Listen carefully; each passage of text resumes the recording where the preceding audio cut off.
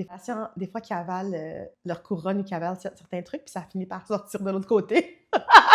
Alors, je leur dis habituellement, inquiétez-vous pas, ça va sortir. Ça va sortir dans 1 à 2 journées. Bonjour, je m'appelle Dr Kady Cissé et je suis dentiste depuis 16 ans, presque 17 ans. En fait, c'est quand même une profession qui est assez stressante. C'est une profession qui est très, très, très exigeante. Alors souvent, on peut se sentir stressé ou anxieux. Alors c'est important de prendre le temps de prendre soin de soi-même. On travaille de longues heures, on travaille avec des patients qui sont très, très, très anxieux. Alors souvent, ça peut être très difficile.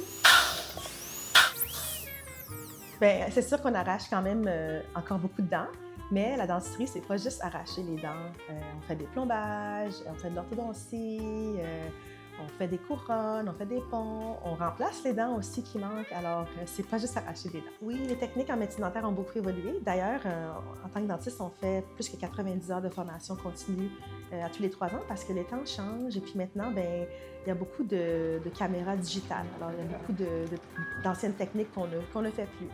Et puis, comme c'est 2025, bien, il faut s'adapter. Je dirais que depuis 17 ans, les gens ont toujours aussi peur d'aller chez le dentiste. Je pense que ça a à voir avec l'anesthésie, mettons les aiguilles, c'est aussi le son des instruments, il y a aussi le fait que les gens anticipent la douleur. Il y a aussi les odeurs des produits. Ça, c'est une chose qui ne change pas avec le temps, c'est l'odeur des produits. Et le goût aussi. Le goût aussi, oui, le goût.